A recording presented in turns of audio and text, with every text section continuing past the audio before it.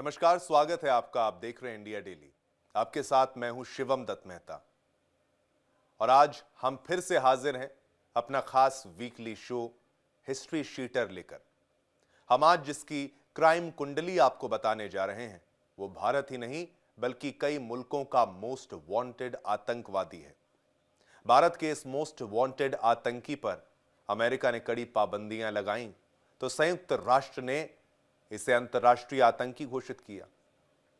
लेकिन इस सवाल का जवाब आज तक नहीं मिल पाया कि तमाम कोशिशों के बाद भी दुनिया के किसी भी कानून के लंबे हाथ दाऊद इब्राहिम के गिरेबान तक क्यों नहीं पहुंच पाए।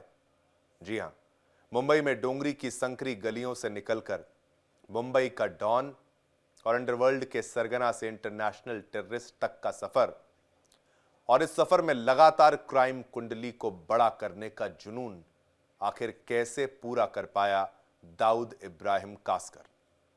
आखिर वो कैसे इतना ताकतवर होता चला गया कि मुंबई में बॉलीवुड से लेकर इंटरनेशनल ड्रग्स रैकेट और हवाला से लेकर इंटरनेशनल हथियार तक के पूरे रैकेट का वो बेताज बादशाह बन गया। हिस्ट्री शीटर में आज दाऊद इब्राहिम की क्राइम कुंडली।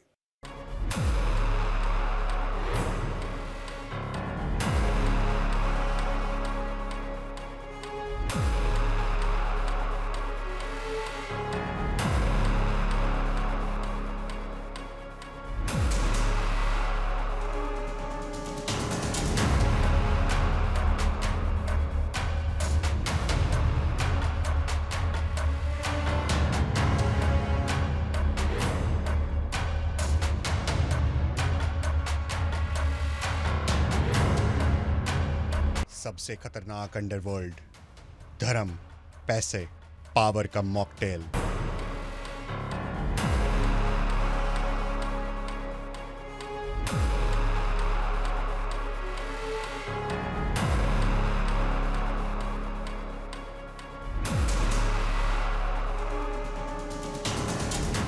भारत के अपराध जगत में कई नाम सुर्खियां बटोरते रहे, लेकिन मुंबई के डोंगरी की गलियों का एक ऐसा लड़का निकला जो 4 दशक यानी 40 साल से ज्यादा वक्त से भारतीय कानून और अंतर्राष्ट्रीय एजेंसियों के लिए पहेली है।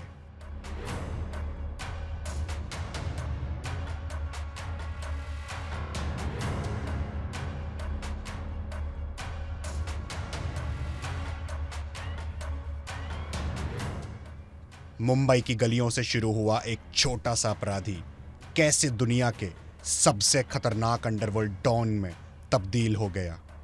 कैसे सिर्फ अपराध को ही नहीं बल्कि राजनीति, धर्म, पैसे और ताकत के ताने बाने का एक ऐसा जाल उस डोंगरी के छोकरे ने बुना जिसे दुनिया दाऊद इब्राहिम के नाम से जानने लगी। उसका पूरा नाम है दाऊद इब्राहिम कासकर। वो डी कंपनी का मालिक है। वो मुंबई के अपराध जगत पर बरसों तक एक छत्र राज करता रहा और दुनिया उसे सबसे बड़ा डॉन दाऊद के नाम से न सिर्फ जानती है बल्कि उसके नाम से दहशत का साम्राज्य चलता रहा। और लाख कोशिशों के बाद भी कानून के लंबे हाथ दाऊद की गिरेबान नहीं पकड़ सके।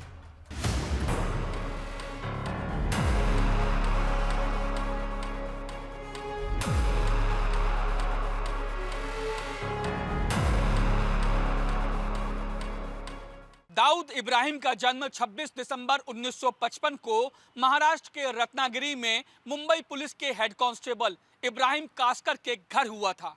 मां अमीना भी गृहिणी थी और कुछ वक्त रत्नागिरी में बिताने के बाद पूरा परिवार डोंगरी शिफ्ट हो गया। बस यहीं पे दाऊद इब्राहिम ने जुर्म की ABCD सीखी। जुर्म की दुनिया में कदम रखने से पहले ही दाऊद इब्राहिम ने अपना स्कूल छोड़ दिया और धीरे धीरे जुर्म की दुनिया में उसने अपना दबदबा बना लिया। हालांकि शुरुआती दिनों में क्राइम को अंजाम देते देते दाऊद इब्राहिम का नाम बड़ा होता जा रहा था और उसके दुश्मनों की संख्या भी लगातार बढ़ती जा रही थी। इसी के चलते दाऊद इब्राहिम ने उस वक्त के सबसे बड़े डॉन करीम लाला का गैंग ज्वाइन कर लिया। लेकिन कुछ वक्त बाद दाऊद इब्राहिम ने साल 1970 में डी कंपनी की नींव रख दी। हालांकि डी कंपनी की नींव रखने के कुछ ही वक्त बाद दाऊद इब्राहिम ने डी कंपनी की ब्रांचें भारत के अलग अलग शहरों में खोल दी और जुर्म की दुनिया की पीएचडी की डिग्री हासिल कर ली। दाऊद इब्राहिम की अगर बात की जाए तो दाऊद इब्राहिम पर हत्या की कोशिश, अपहरण, फिरौती, रंगदारी और आर्म्स एक्ट समेत दर्जनों संगीन मामले दर्ज हैं।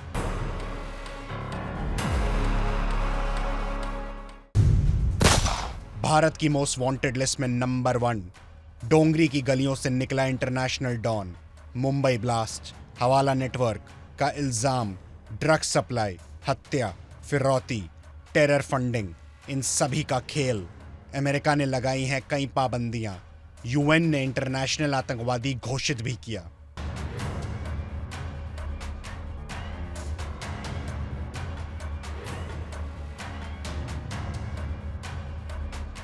दाऊद आज भी भारत की मोस्ट वांटेड लिस्ट में नंबर 1 है। उस पर मुंबई ब्लास्ट से लेकर हवाला नेटवर्क, ड्रग सप्लाई, हत्या, फिरौती और आतंकी फंडिंग जैसे सैकड़ों संगीन इल्जाम हैं। दाऊद के अपराध का ग्राफ इतना तेजी से बढ़ा कि उसके खिलाफ अमेरिका ने भी कई पाबंदियां लगाईं और संयुक्त राष्ट्र ने उसे इंटरनेशनल आतंकवादी भी घोषित कर दिया।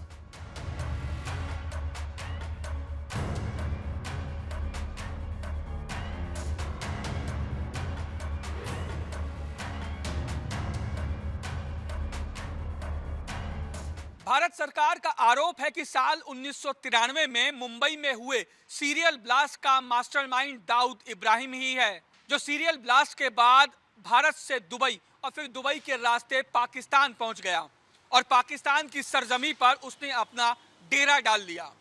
हालांकि पाकिस्तान में दाऊद इब्राहिम की मौजूदगी के कई सबूत कई बार भारत ने विश्व के पटल पर भी रखे। वहीं संयुक्त राष्ट्र की अगर बात की जाए तो भारत द्वारा मुहैया करवाए गए दाऊद इब्राहिम के पाकिस्तान में होने के सबूतों में से 6 पतों की पुष्टि खुद संयुक्त राष्ट्र ने भी की है। बावजूद इसके पाकिस्तान लगातार इस बात से इनकार करता आ रहा है कि उसने भारत के मोस्ट वांटेड दाऊद इब्राहिम को अपनी सरजमी पर पनाह दी हुई है।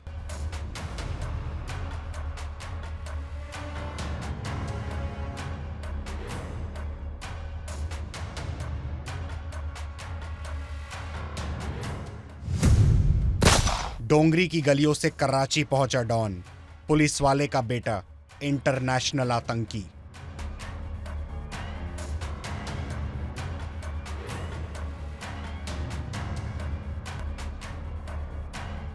आखिर कैसे डोंगरी की गलियों से निकला एक दुबला पतला लड़का दाऊद इब्राहिम इतना बड़ा इंटरनेशनल आतंकी बन गया? यह सवाल जितनी बार पूछा गया उससे ज्यादा बार इसका जवाब आया और मुंबई के डॉन बनने का दिलचस्प किस्सा और भी दिलचस्प मोड़ लेता हुआ आगे बढ़ा। दाऊद का जन्म 26 दिसंबर 1955 को हुआ। तब उसका परिवार महाराष्ट्र के रत्नागिरी जिले में रहता था। बाद में दाऊद परिवार मुंबई के डोंगरी इलाके में रहने लगा। उसके पिता इब्राहिम कास्कर मुंबई पुलिस में हेड कांस्टेबल थे।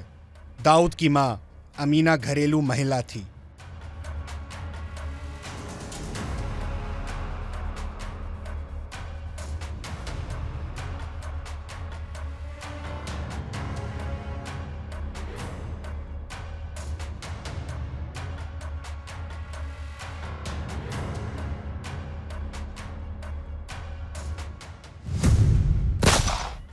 स्कूल नहीं, अपराध की अंधी राह पर कदम, तस्करी, चोरी और जुए के धंधे का किस्सा, छोटे अपराधों से अंडरवर्ल्ड का हिस्सा, डिलीवरी बॉय से डॉन बनने का सफर।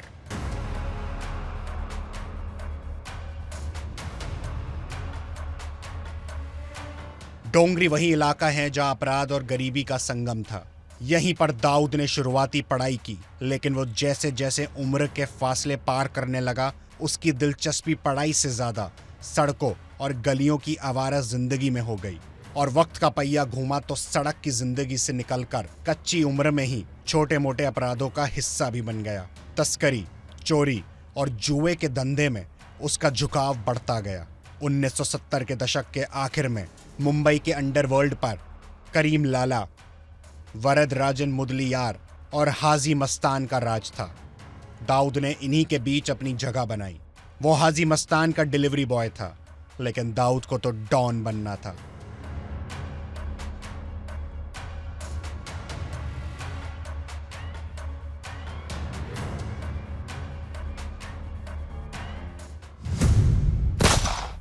मुंबई पर दाऊद का राज, दाऊद की डी कंपनी, अंडरवर्ल्ड का बेताज बादशाह।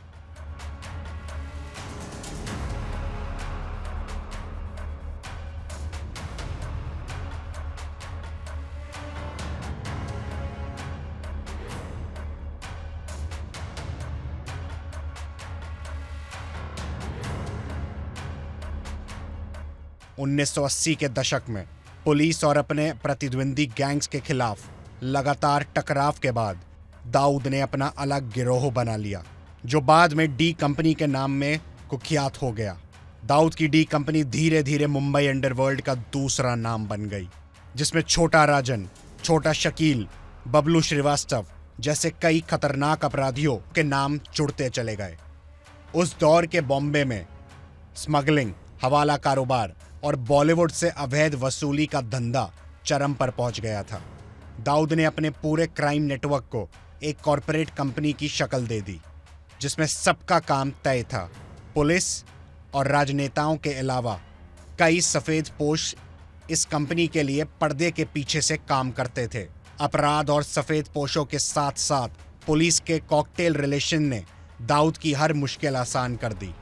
नतीजा ये हुआ कि हर लेवल पर दाऊद की डी कंपनी के गुर्गे काम करने लगे और डी कंपनी देखते ही देखते करोड़ों से अरबों में पहुंच गई। 1980 से 1990 आते आते डी कंपनी मुंबई की सबसे ताकतवर आपराधिक संगठन बन गई।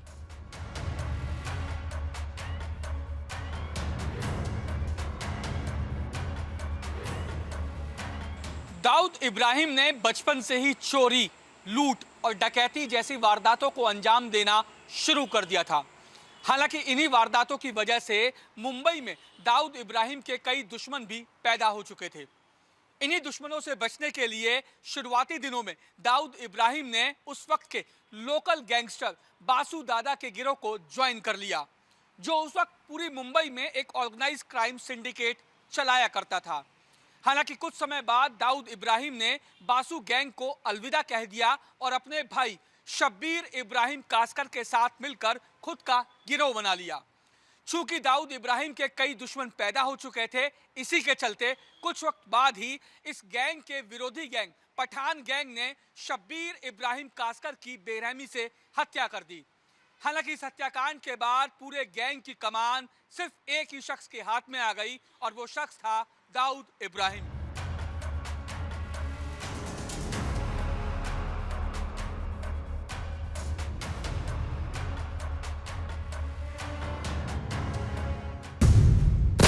फिल्मों से फिक्सिंग तक कारोबार, पैसा और दहशत का खुला खेल।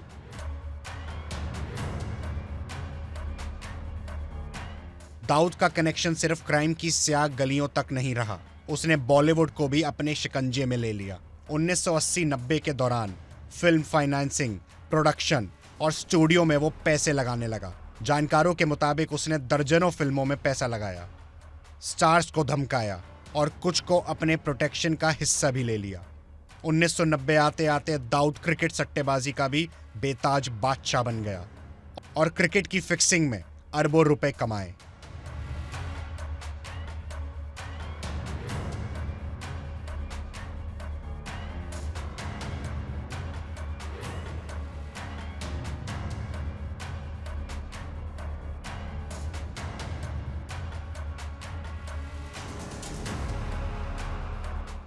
उन्नीस सौ 1990 का दशक खत्म होते होते दाऊद के मैच फिक्सिंग स्कैंडल का खुलासा भी होने लगा और फिर काली कमाई की जो हकीकत सामने आई, उसने ये साफ कर दिया कि अंडरवर्ल्ड और सट्टेबाजी के रास्ते दाऊद इब्राहिम की क्राइम कुंडली कितनी बड़ी हो चुकी थी और वो किस तरह से कानून के लंबे हाथों से बहुत दूर निकल चुका था।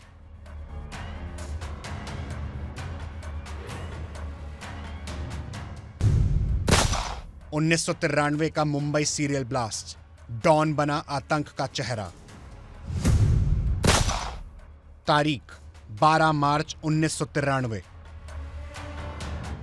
ये वही मनहूस तारीख थी जो मुंबई की यादों में खून से लिखी गई। इस दिन मुंबई में 13 सीरियल ब्लास्ट हुए, जिसने 255 से ज्यादा लोगों की जिंदगी छीन ली और 700 से ज्यादा घायल लोगों को दे गया कभी ना भूलने वाला दर्द का अंतहीन सिलसिला।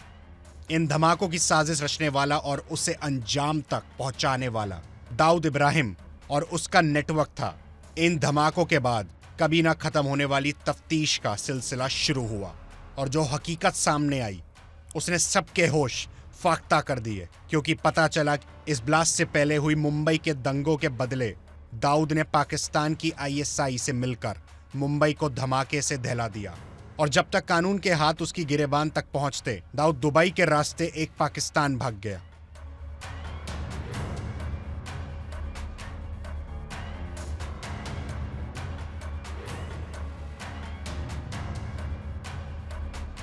उन्नीस 1990 का दशक खत्म होते होते दाऊद इब्राहिम के मैच फिक्सिंग स्कैंडल का खुलासा भी होने लगा था और फिर उसकी काली कमाई की जो हकीकत सामने आई उसने ये साफ कर दिया कि अंडरवर्ल्ड और सट्टेबाजी के रास्ते दाऊद इब्राहिम की क्राइम कुंडली बहुत बड़ी हो चुकी थी और किस तरह वो कानून के लंबे हाथों से कोसों दूर निकल चुका था।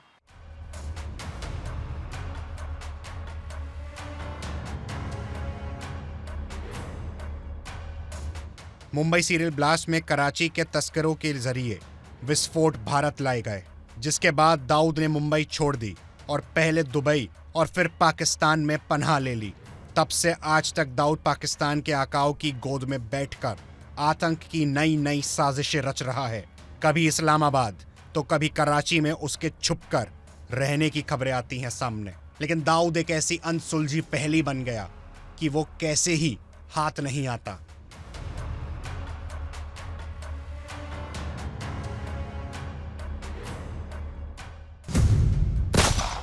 पाकिस्तान का सबसे खास मेहमान डॉन की मौजूदगी से पाक अनजान।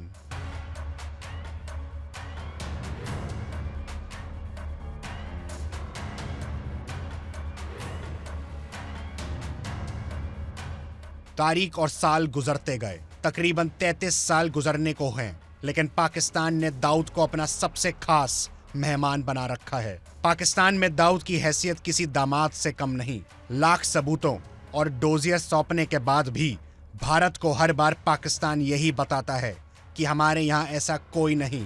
2003 में अमेरिका ने भी दाऊद को ग्लोबल टेररिस्ट घोषित कर दिया और उसकी संपत्तियां जब्त करने का आदेश भी दिया। फिर भी दाऊद हर सर्च ऑपरेशन के बावजूद बचा रहा, कभी नाम बदलकर, कभी अपनी पहचान छुपाकर। कई इंटरनेशनल रिपोर्ट, इंटेलिजेंस इनपुट और सैटेलाइट इमेज ने यह साबित कर दिया है कि अंडरवर्ल्ड डॉन दाऊद इब्राहिम पाकिस्तान के कराची के क्लिफ्टन इलाके के बेहद आलीशान बंगले में एक बादशाह की तरह रहता है। पाकिस्तानी पासपोर्ट और सुरक्षा एजेंसियों की पूरी ब्रिगेड में वे बेहद सेफ जोन में है। माना जाता है कि भारत के खिलाफ पाकिस्तान की ISI आतंकवाद और हवाला ऑपरेशन चलाने में दाऊद इब्राहिम की स्ट्रेटेजी प्रॉपर्टी की तरह इस्तेमाल करती है।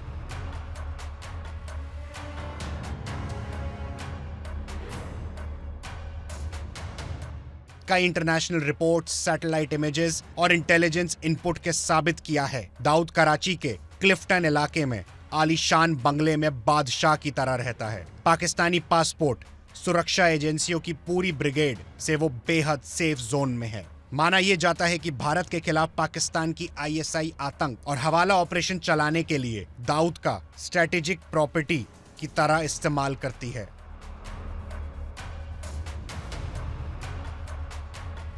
मुंबई सीरियल ब्लास्ट में कराची के तस्करों के जरिए ही विस्फोटक भारत लाए गए थे, जिसके बाद दाऊद इब्राहिम ने हमेशा हमेशा के लिए मुंबई छोड़ दी। पहले उसने दुबई और फिर पाकिस्तान में पनाह ली। तब से लेकर आज तक दाऊद इब्राहिम पाकिस्तान के आकाओं की गोद में बैठकर नई नई साजिशें रच रहा है। कभी इस्लामाबाद तो कभी कराची में उसके होने की खबरें अक्सर सुर्खियां बनती हैं, लेकिन दाऊद इब्राहिम वो पहेली बन चुका है जो आज तक किसी के हाथ नहीं आया।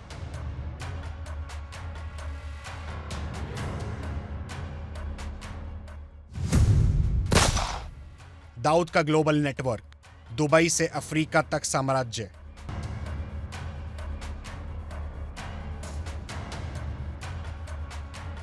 दाऊद का साम्राज्य और उसकी डी कंपनी का दायरा दुबई, लंदन, दक्षिण अफ्रीका, मलेशिया और नेपाल तक पहुंच चुका है।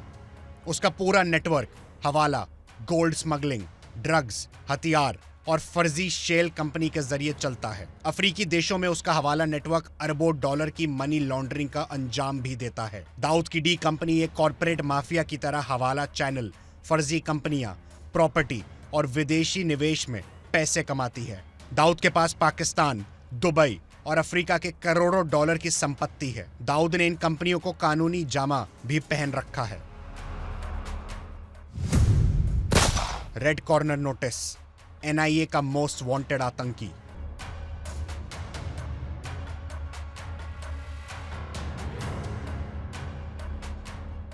भारत ने दाऊद की गिरफ्तारी के लिए 1993 के बाद रेड कॉर्नर नोटिस जारी किया। संयुक्त राष्ट्र ने उसे अंतर्राष्ट्रीय आतंकवादी घोषित भी किया और अमेरिका ने उसके सभी अंतर्राष्ट्रीय लेन देन पर प्रतिबंध लगा दिया। पाकिस्तान को दर्जनों बार डोजियर, कराची के पते, पासपोर्ट नंबर, फोन रिकॉर्ड सौंपे भी गए और उनको सौंपने जाने के बाद भी पाकिस्तान हर बार उसे बचाता रहा है। 2023 में एनआईए ने दाऊद के नेटवर्क पर बड़ा शिकंजा कसा। मुंबई और पुणे में डी कंपनी से जुड़े हवाला और फंडिंग नेटवर्क पर छापे मारे। डी कंपनी की कई गुर्गे गिरफ्तार भी हुए, लेकिन हर बार दाऊद बच निकला। दाऊद गैंग का असली खिलाड़ी, बेटी, भाई और पत्नी गैंग ऑपरेटर, पूरे परिवार पर गुनाह के दाग।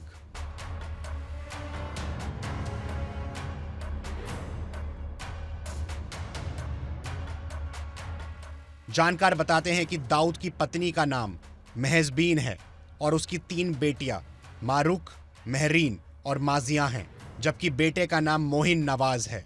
एक बेटी की शादी पाकिस्तान के पूर्व क्रिकेटर जावेद मियांदाद के बेटे जुनैद मियांदाद से हुई। दाऊद का भाई अनीस इब्राहिम और उसका खास सहयोगी छोटा शकील दशकों से नेटवर्क चला रहे हैं, लेकिन छोटा शकील से मतभेद के बाद अनीस ने अब पूरा कारोबार अपने हाथ में ले लिया है। पाकिस्तान में अनीस और दाऊद की पत्नियां मिलकर वित्तीय लेन देन का ऑपरेट करती हैं। कहा जाता है कि दाऊद अब बीमार है। दाऊद किडनी की गंभीर बीमारी और ब्लड प्रेशर से जूझ रहा है। कई बार किडनी फेलियर से उसकी मौत की भी खबर आई, लेकिन ना तो पाकिस्तान ने इस पर मोहर लगाई है और ना ही भारत को कोई ठोस सबूत मिला। यानी जिंदा या मुर्दा, भारत उसे सबसे बड़ा फरार आतंकी मानता रहेगा। दाऊद अब कराची में हो या अज्ञात ठिकानों पर, उसकी डी कंपनी मुंबई से लेकर दुनिया के कई देशों में अपराध का एक ऐसा सिस्टम बना चुकी है जिसे खत्म करना नामुमकिन सा लक्ष्य है, क्योंकि अपराध, सियासी संरक्षण और भ्रष्ट तंत्र का मॉकटेल दाऊद की कंपनी को कॉरपोरेट लुक दे। और मुंबई के डोंगरी की गलियों से निकला मुंबई का ये छोकरा अपने नाम से आज भी दहशत का दूसरा नाम बना हुआ है। रजनीश शर्मा के साथ bureau report, India daily.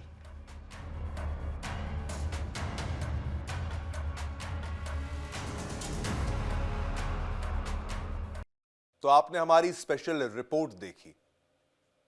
History sheeter में दाऊद इब्राहिम की क्राइम कुंडली का सफर इतने पर ही खत्म नहीं होता, लेकिन दाऊद की कहानी आपको फिर कभी बताएंगे। फिलहाल आज का सफर यहीं तक का था।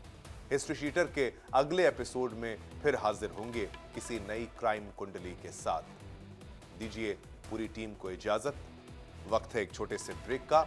छोटा सा ब्रेक लेंगे, कहीं मत जाइएगा, तुरंत वापस आएंगे। खबरों का सिलसिला लगातार जारी रहेगा।